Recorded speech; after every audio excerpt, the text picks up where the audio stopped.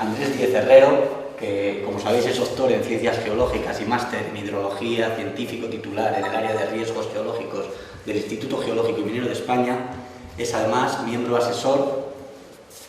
del Consejo Asesor de la Reserva de la Biosfera del Real Sitio de San Ildefonso El Espinar. Ha participado en más de 240 publicaciones científicas, es autor o coautor de 12 libros, entre ellos el célebre De las raíces del paisaje, escrito en colaboración con Martín Duque. Ha participado en 17 capítulos de libros de ámbito internacional, 104 capítulos o artículos en libros de ámbito nacional, 41 artículos en revistas científicas de prestigio internacional, 22 artículos en revistas científicas nacionales y más de 39 en revistas de divulgación científica. Ha sido el editor principal del Boletín Geológico y Minero, creado en 1873, no por él, entre 2008 y 2013 ha sido editor de este boletín. Forma parte del cuerpo consultivo de la revista brasileña Pesquisas en Geociencias, Comité Editorial de Geología Colombiana, Comité Científico de Cuaternario y Geomorfología y miembro del equipo de asesores de la revista Geo. Y ha impartido docencia universitaria, además, docencia universitaria reglada en 10 universidades diferentes, de 6 comunidades autónomas distintas. Ha codirigido 3 tesis doctorales ya aprobadas y en la actualidad es profesor del BEAM Overseas Program de la Universidad de Stanford, Palo Alto, Estados Unidos, y de 2 másteres en las universidades de Málaga y Alicante. Y, sobre todo, desde hace unos años, para el interés que a mí me suscita, se ha metido a paleontólogo y a arqueólogo. Está excavando con María de Andrés y David Álvarez los abrigos del molino de los señores, y bueno, pronto sabremos de esos resultados porque son de lo más interesantes para Segovia y para toda la meseta. Con todos ustedes. Muchas gracias Jorge. Buenos días a todos. Lo primero, pedirles disculpas por esta inoportuna afonía que me lleva asolando desde hace 2 días y que me va a impedir ir a la velocidad y con el entusiasmo que me gustaría. También pedirles disculpas de antemano por la cantidad de diapositivas que pretendo mostrarles, que va a parecer más una videograbación que no una presentación en diapositivas. Agradezco a la Consejería, a la Junta y a Stratos que hayan pensado en mí para esta charla, para hablar de las 2 cosas que más me gustan, que son la geología y en particular de Segovia o la geología de la provincia de Segovia. Quisiera en estos 3/4 de hora empezar por contarles lo que siempre cuento, la historia geológica, qué es lo más antiguo que hay en el puerto de la Fuenfría y su entorno y qué ha pasado en los últimos 600 millones de años ahí. Para pasar a continuación a hablarles de cómo se ha formado el relieve actual sobre el que el hombre ha desarrollado sus actividades, cómo se han formado las alineaciones montañosas, los valles, los puertos y cómo las rocas condicionan los suelos, la vegetación, hasta los usos humanos. Eso enlazaría con el tercer apartado, cómo la geología ha condicionado desde la toponimia hasta los oficios tradicionales en la Fuenfría y hasta las tradiciones y las leyendas, para acabar con el presente y el futuro. Para la gestión de esta zona es fundamental tener conocimientos para gestionar adecuadamente los recursos naturales, los riesgos naturales que puede haber en esta zona y los impactos que se producen por la presencia humana. Vamos sin más a empezar por hablar del pasado, y el pasado más remoto. Si yo les pregunto a ustedes qué es lo más antiguo que hay en el puerto de la Fuenfría y todos los caminos que bajan hacia abajo, alguno podría pensar que la propia fuente que da nombre al puerto, pero como bien pone en el parapeto, eso no es así, porque ese parapeto y la placa se puso a finales del siglo XX. Algunos, con mayores conocimientos, pueden pensar en los cotos, en los hitos que pusieron los borbones, pero como bien saben, estos hitos y estos cotos se remontan a mediados finales del siglo XVIII. Alguien más avezado, o el propio Javier Donés, puede pensar que allí, en los pinares de Balsaín, tienen algunos pinos más que centenarios, pero en las series dendrocronológicas no hemos sido capaces de remontarnos más allá del año 1507. Por lo tanto, los pinos de Balsaín que tenemos ahora no llegan más allá de principios del siglo XVI. Alguien podría pensar en el famoso Casarás o Casa Eraso, pero como todos sabemos y está demostrado documentalmente, se remonta al siglo XVI. La vecina venta de la Fuenfría podemos remontarla hasta el siglo XII, según dice Colmenares en su libro. Y todos conocerán la existencia de la calzada, que habrá sido objeto de charlas específicas, o el miliario que apareció en la parte de Cercedilla, que nos permiten datar cosas hasta del siglo I, incluso del siglo I a.C. Pues bien, ninguno de estos elementos es lo más antiguo que hay en la Fuenfría. Lo más antiguo que hay en la Fuenfría, con diferencia, son sus rocas. Las rocas que forman el puerto de la Fuenfría y las alineaciones montañosas de los laterales tienen como mínimo 250 millones de años de antigüedad. Por lo tanto, si echamos un vistazo al mapa geológico, que es este mapa de aquí tienen el puerto de la Fuenfría, pueden ver distintas manchas de colores que corresponden. Las rocas que hay entre Navacerrada y la Fuenfría son granitos de tipo La Granja y tienen 305 millones de años.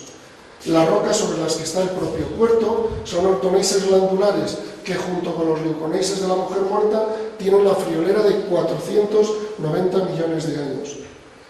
Y por último, los paraneises de la pradera de la Fuenfría, donde estaban las ruinas de la antigua venta, tienen nada menos que 600 millones de años. Esto nos permite que nuestra historia del puerto de la Fuenfría y su entorno no se remonte a la época neolítica o al periodo romano, sino que podamos retrotraernos nada menos que 600 millones de años y que podamos reconstruir a través de las rocas y lo que nos cuentan esta historia utilizando una máquina del tiempo que Pepe Orcajo nos ha representado así y que nos permite ver qué paisajes y qué fauna teníamos en estos 600 millones de años. Hace 600 millones de años, lo que actualmente es la península ibérica, y en concreto la provincia de Segovia, estaba situado en la costa norte de un gran continente austral llamado Gondwana. Nosotros estábamos sumergidos en la costa de este mar que limitaba con el océano, muy cerca de la costa y cerca también de arrecifes. En el fondo de ese mar había unas rocas ígneas parecidas a los granitos sobre las que se estaban depositando calizas de esos arrecifes, arenas y arcillas procedentes del continente. En ese mar frío austral vivían estos dos grupos de animales, las esponjas y los arqueociatos, de cuyos restos ahora tenemos aquí cerca de Segovia y también en la Sierra de Guadarrama restos fósiles de esta edad. Damos un salto en el tiempo hace 490 millones de años. Los continentes que limitaban ese mar conectado al océano se empiezan a aproximar como consecuencia de la tectónica de placas y surgen lo que en geología se llaman arcos isla, como el actual Japón, islas formadas por volcanes como consecuencia de la interacción entre esos continentes. Segovia estaba precisamente en uno de esos arcos isla, de tal manera que aquí estaban cayendo cenizas y rocas volcánicas.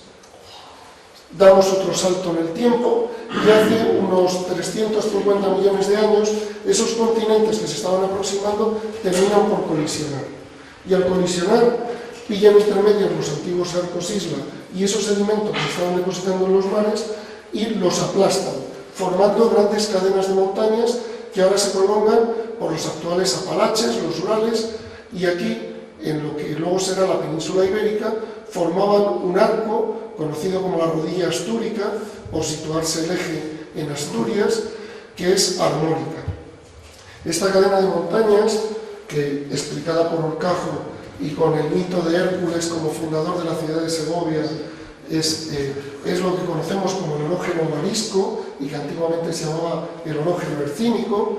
Esta cadena de montañas, como les digo, sabemos que era más alta que la actual Himalaya, podía tener unos 9.000, 9.500 metros de altitud y tuvo glaciares en la parte superior. Y Segovia estaba ubicada en la parte axial de esa cadena de montañas, enterrada a unos 11 kilómetros de profundidad. ¿Qué pasó? Que esos granitos que formaban el fondo del océano y las rocas volcánicas. Como consecuencia del aplastamiento de la formación de esta cadena de montañas, han dado lugar a los neises que tenemos en la sierra. Y las calizas que se formaban en esos arrecifes del antiguo mar de hace 600 millones de años, al aplastarse, han dado lugar a los mármoles que encontramos en el Collado de la Flecha, en el puerto del Reventón o en la propia pradera de la Fuenfría. Y además, estas rocas, como consecuencia de esa colisión y la formación de esa cadena de montañas, se plegaron y así se han dado lugar a los pliegues que nos encontramos en estas rocas en la sierra. Después de esta colisión, como suele pasar en todos los orógenos, se produjo un relajamiento y la cadena colapsó. Al colapsar, cayó a través de grandes fallas, las principales estaban ubicadas en la Berzosa Riaza y en el macizo de Santa María, fallas que facilitaron la penetración de roca fundida desde el interior de la Tierra, o sea, magma, que subió hacia la superficie. Pero no llegó a alcanzar la superficie. Si ese magma hubiera alcanzado la superficie, hubiéramos tenido de nuevo volcanes. Al enfriarse en profundidad, dio lugar a los granitos. Así es como se formaron los granitos de la sierra. Aquí Horcajo nos pinta al diablo dando caldera a los borbotones de granitos que no llegan a la superficie. Estos granitos, en su ascenso, asimilan trozos de las rocas que estaban previamente. Y así es como se forman los granitos con gabarros, con los ecolitos de las rocas que iban ascendiendo. Los granitos de la sierra tienen edades entre 290 y 315 millones de años. ¿Y por qué ahora, si esas rocas se formaron en profundidad, las vemos en superficie? Porque en los siguientes 160 millones de años, la zona donde ahora está la Fuenfría no tuvo sedimentación ni ningún proceso que lo siguiera tapando, sino al contrario, fue erosionada por la señora erosión, de tal manera que los granitos que antes estaban en profundidad ahora aparecen en superficie.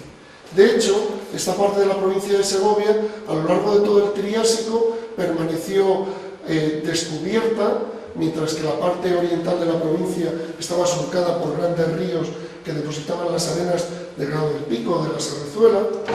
Durante el Jurásico, mientras que en Honrubia llegaba un mar cálido tropical, la parte de Segovia y la Fuenfría seguía al descubierto. Y no es hasta el Cretácico superior, hasta hace 90 millones de años, cuando grandes ríos que procedían de las actuales provincias de Zamora y Salamanca atraviesan la provincia y dejan sobre Segovia y la Fuenfría un manto de arenas, las arenas silíceas de Segovia que se han explotado históricamente. Pero ese mar al que desembocaban esos ríos fue avanzando hacia el oeste como consecuencia de que este terreno había estado tantos millones de años a la intemperie que había quedado como una gran llanura. El hielo de los polos durante el Cretácico superior se funde, el nivel del mar asciende y el mar avanza de este a oeste, llegando la costa primero a la zona de Sepúlveda y con posterioridad a Segovia y la Fuenfría. De tal manera que si nosotros tuviéramos una foto de hace 84 millones de años, en ese momento Segovia y la Fuenfría estaban cubiertas por un mar cálido tropical, que no cubría más de 10 metros, protegido del oleaje fuerte por el arrecife donde actualmente se sitúa Castrojimeno, de tal manera que en esta parte trasera, que es lo que se llama el lagún en geología, el mar era muy plácido y vivían tiburones, rayas, corales y sobre todo rudistas. Seguimos avanzando en el tiempo y hace unos 75 millones de años el mar empieza a retirarse. ¿Por qué se retira? Por la acción combinada de dos efectos. Vuelve a haber hielo en los polos, de tal manera que hay menos agua en los océanos, y se empieza a levantar el sistema central. ¿Por qué se empieza a levantar el sistema central?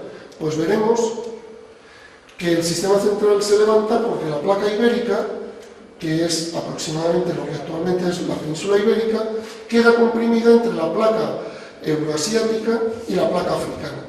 Al comprimir la placa euroasiática, la península ibérica, aquí se forman los Pirineos. Al comprimir la placa africana, la península ibérica o la placa ibérica, aquí se forman las cordilleras béticas. Y en el centro de la península, ¿qué ocurre? Horcajo pinta Peñalara más alto que el Mulhacén y el Velete. ¿Qué ocurre en el centro de la península ibérica?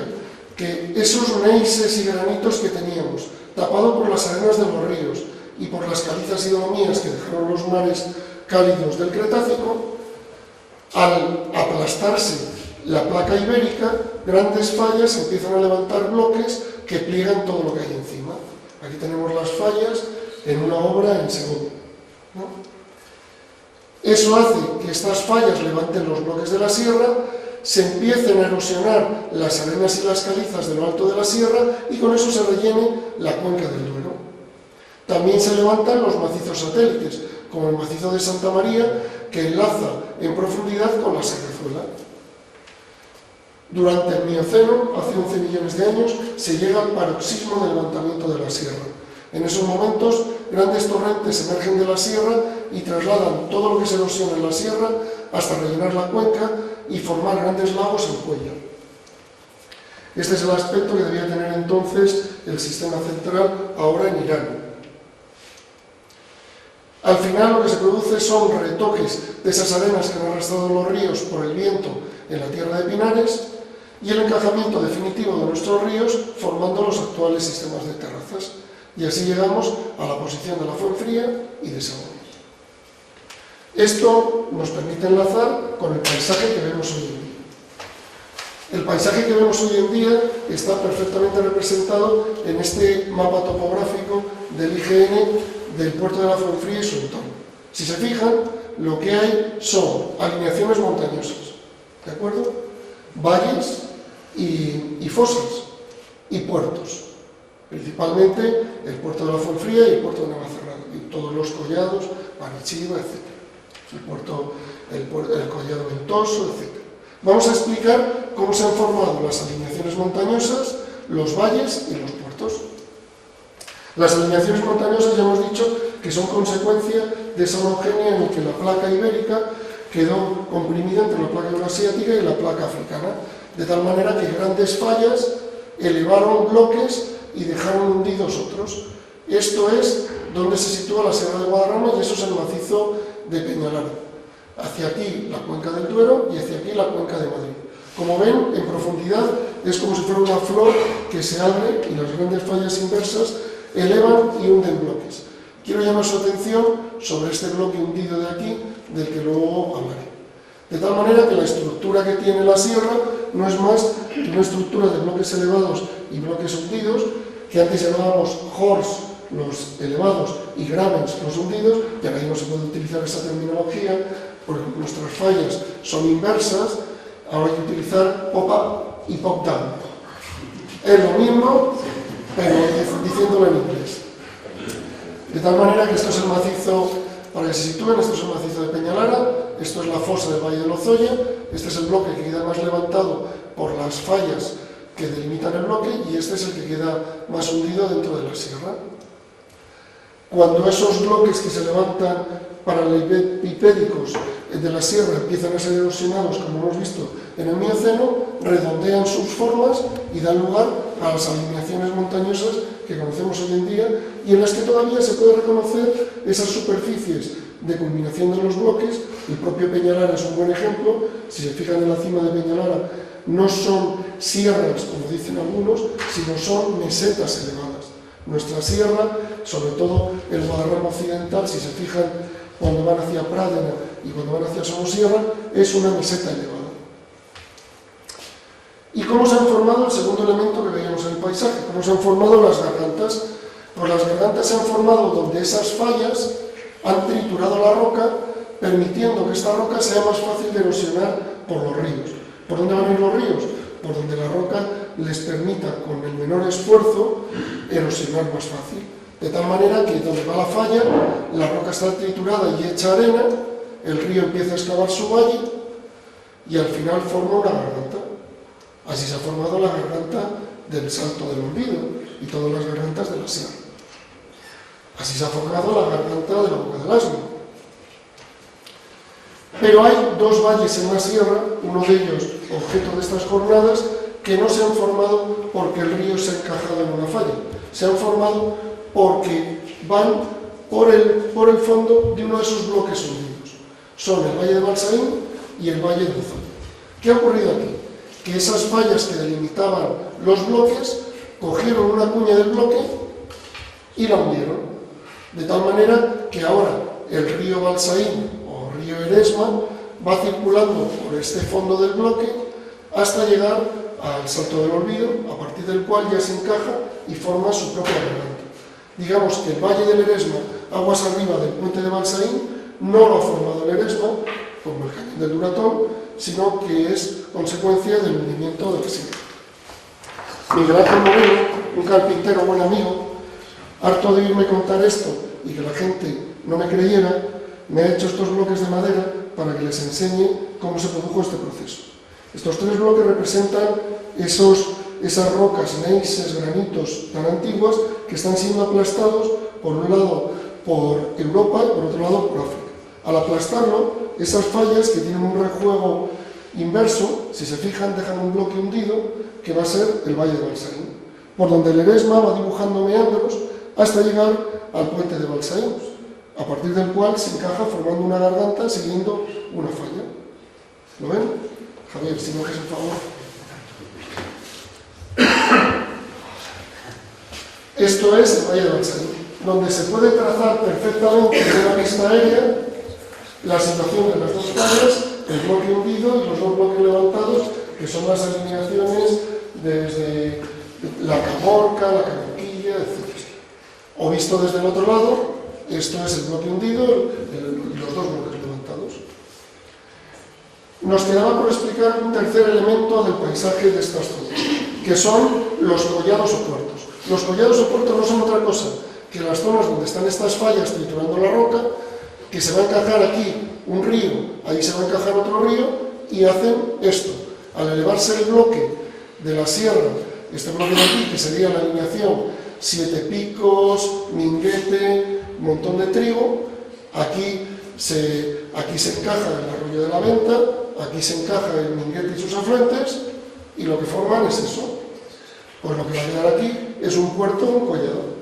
Así es como se ha formado el puerto de la Fuenfría. Esa es la banda de trituración de la roca. Y por eso en el puerto está ahí la fuente, evidentemente.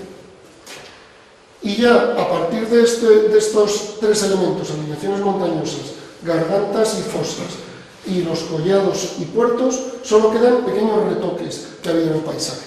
Retoques motivados por el tipo de rocas. Si tenemos granito y el granito está fracturado, la alteración penetra por esas fracturas, lo convierte en arena, la arena se lava y al final lo que nos quedan son relieves graníticos de bolos, como los que nos encontramos por todo el fondo del Valle de Balsaín o en Siete Picos. ¿Por qué bolos?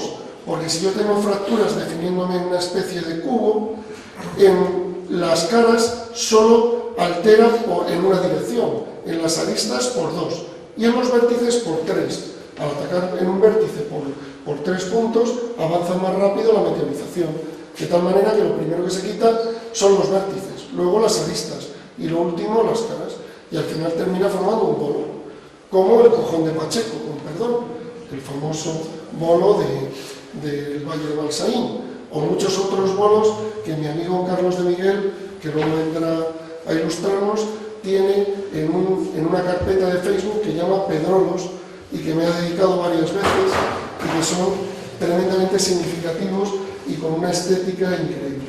Pues todos ellos se han formado como les he dicho. También en estos últimos retoques está el tema del glaciarismo. En toda la zona, aquí está la Fuenfría, Peñavercial, el Minguete y el Montón de Trigo. Se les llama ahí la Peña del Oso. Entonces, en toda esta zona, durante la última fase glacial, estuvo cubierto por las nieves hasta cota bastante elevada de forma permanente, lo que facilitó que entre el collado Minguete y el Montón de Trigo se produjera una formación de hielo glacial. Un pequeño glaciar que dejaba en el frente su morrena de los cantos y arenas que arrastraba el hielo allí donde se fundía. De tal manera que ahora que se han retirado las nieves perpetuas y el hielo, tenemos en este collado un perfecto ejemplo de morrena de un antiguo glaciar. Y estos retoques también implican retoques por parte de los ríos y gargantas, que si bien es cierto que les he dicho que van por las fallas, no es menos cierto que cuando se encuentran en ese encajamiento en las fallas con dos rocas distintas, unos neises más blandos, unos neises más duros y otra vez neises más blandos, tienen dificultad para encajarse y formar el valle en los neises duros.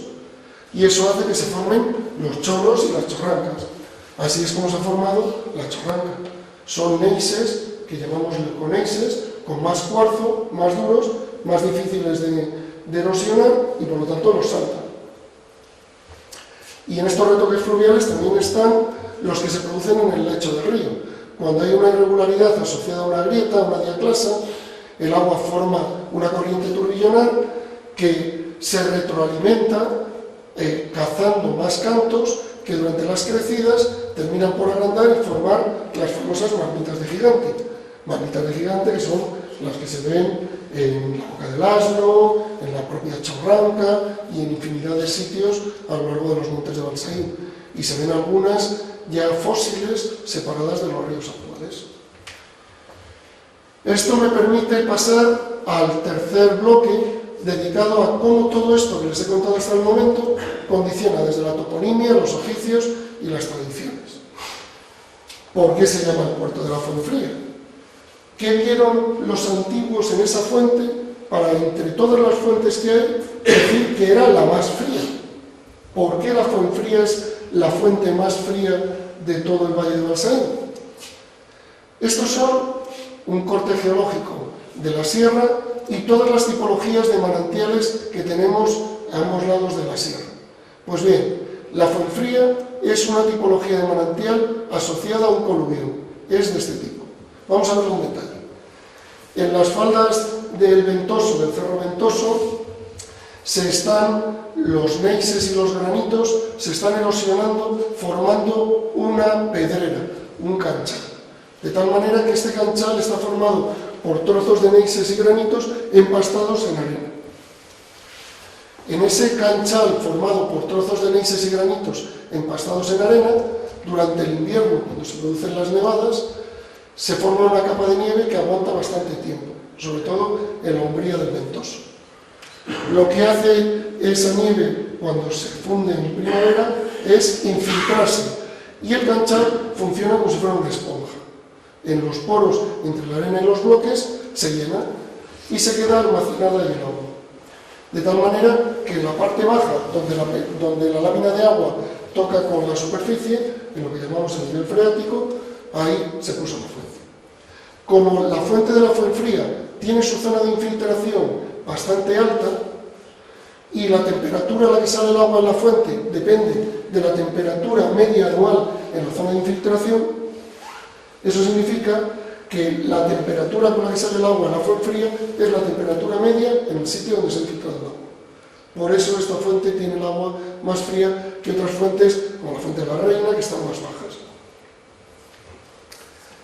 Los oficios tradicionales, como todos ustedes saben, están relacionados sobre todo con la cantería. La cantería de granito, que durante tiempo en zonas como el Cerro del Puerco o en muchas otras zonas del Pinar, ocupó hasta el punto que en el famoso escrito de Felipe II, una de las actividades que prohibía era, o que controlaba, era la cantería, ¿no? Cantería que ha llegado hasta nuestros días en las dos vertientes, tanto en Cercedilla como en La Granja.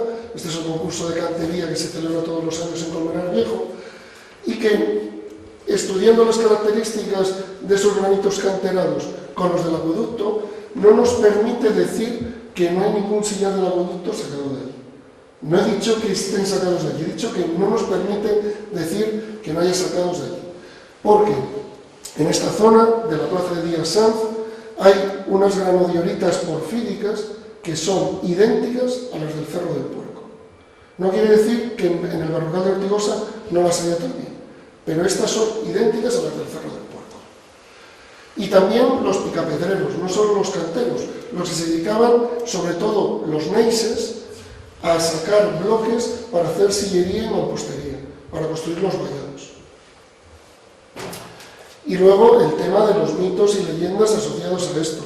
La ventana del diablo, que magistralmente Juan Pedro ha recogido en el libro que ha publicado el organismo autónomo de parques nacionales en Siete Picos, todas las leyendas asociadas a la cueva del monje, todas están relacionadas con el aspecto peculiar que tienen esas formas del terreno motivadas por lo que les he contado hasta este momento. Pero es que la geología controla hasta los suelos y la vegetación. Fíjense en estos bloques de roca, y si se fijan en detalle, los líquenes que crecen sobre esta roca y los que crecen sobre esta son diferentes. Sobre esta roca crecen estos líquenes de color verde, que son Rhizocarpon geographicum, el famoso líquen que crece sobre granitos, neises. Estos son neises, son paraneises. Pero este banco de roca crece otro líquen que se llama Capanoparia, ¿no?, que tiene esos colores anaranjados tan característicos, que solo crecen sobre rocas con carbonatos, calizas, dolomías. ¿Y qué hace esto en la sierra? Pues es que esta capa de roca que ven aquí son los mármoles de esas calizas que se depositaron en los arrecifes hace 600 millones de años y que al aplastarse dieron lugar a los mármoles. Pues ahí lo tenemos, el Collado de la Flecha, en la venta de la Fuenfría, mármoles que tienen asociada su propia vegetación. Este es el mármol en el Collado de la Flecha, y fíjense que crece esta planta arbustiva espinosa, que es Astragalus sempervirens, ¿no?, o cojín de monje, porque es una planta espinosa, también le llaman garbanzo de montaña, ¿no?, que solo está en la zona de Pedraza, Sepúlveda, y en la sierra creciendo sobre las rocas con carbonatos, sobre los mármoles. ¿Y qué decir del canchal de los aramillos? Los aramillos, los pópulos trémula, crecen en el canchal no por otra cosa, el cancho de los aramillos, perdón, no por otra cosa, sino porque ese canchal hemos dicho que funciona como una esponja, lo que les asegura suministro hídrico incluso en verano. Y con esto paso al último bloque de lo que les quería comentar. Cómo todo esto puede influir en la gestión que hacemos de ese espacio, de ese territorio hoy en día. Y les quiero hablar de varios aspectos. Si nosotros vemos todas las relaciones entre el ser humano hoy en día y el puerto de la Fuenfría y su entorno, podríamos ver qué cosas buenas nos aporta ese territorio al ser humano. Esos son los recursos geológicos, y entre ellos el patrimonio geológico. Pero también el puerto de la Fuenfría nos aporta cosas posiblemente negativas para el ser humano. Esos son los riesgos geológicos. Y aquí les voy a hablar de las avenidas torrenciales. Esas flechas se pueden poner en sentido contrario. ¿Qué aporta positivo el ser humano al puerto de la Fuenfría? Que sería la conservación y restauración, que magistralmente hacen desde Montes de Balsaín. Pero también el ser humano aporta cosas negativas a ese entorno, que son los impactos ambientales. Y entre ellos les voy a hablar de la erosión de suelos que producimos los senderistas cuando pasamos por allí.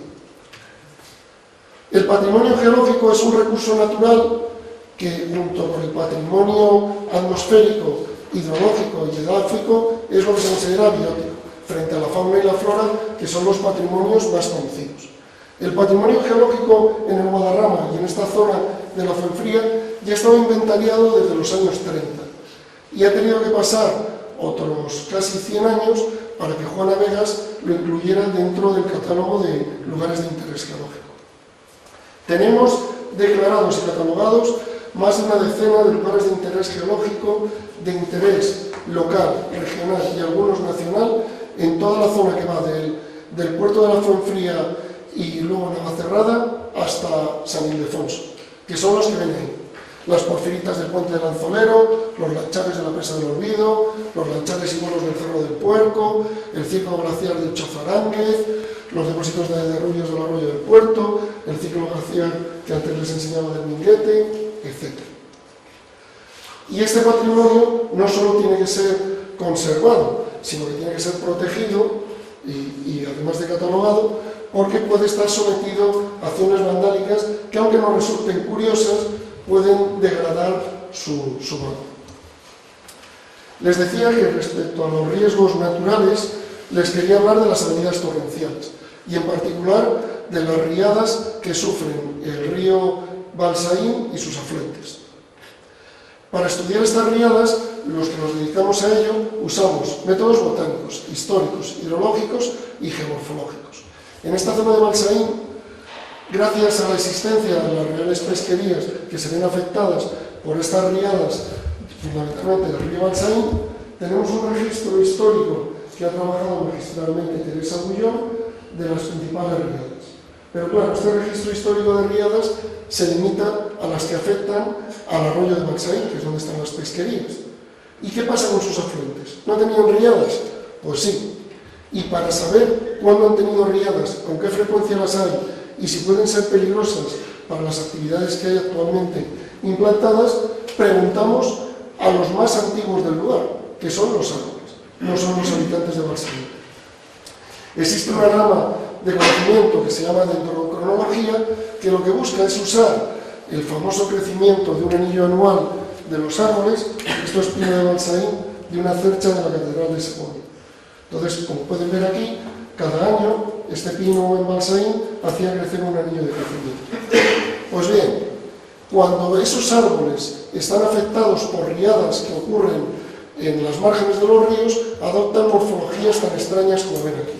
¿Por qué?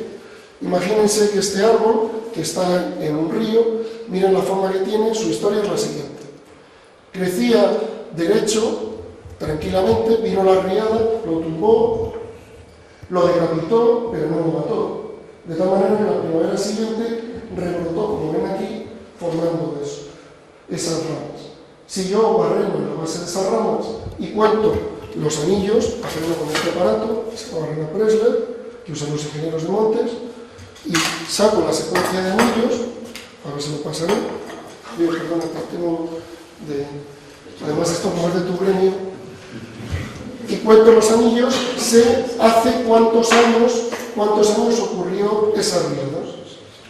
De tal manera que, además, puedo usar otros efectos sobre los árboles para saber cada cuánto ocurren riadas. Miren, este es un pino de Balsaín, viene una riada y los cantos que arrastra la riada golpean y producen una herida en el pino de Balsaín. De tal manera que en la secuencia de anillos de ese pino queda registrada la riada. Esto es un mini pino de Balsaín, ahí ven el descortezado que le ha producido el canto, y aquí ven, esto es un aliso. Este aliso, cuando tenía 7 años de edad, vino una riada y lo descortezó. Él, para tapar la herida, hizo crecer progresivamente los anillos con la intención de taparlo.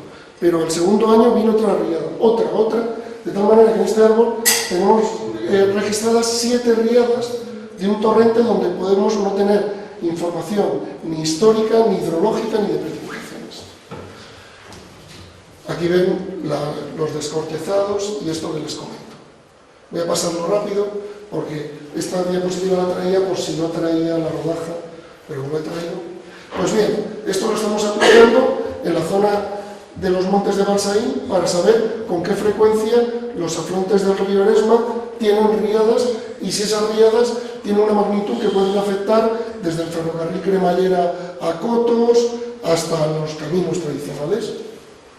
Esto que ven aquí es el arroyo de los Puentes y este es Marcus Stoffel, el catedrático de la Universidad de Berna, y fíjense la altura de los descortezados de las riadas que han circulado por aquí.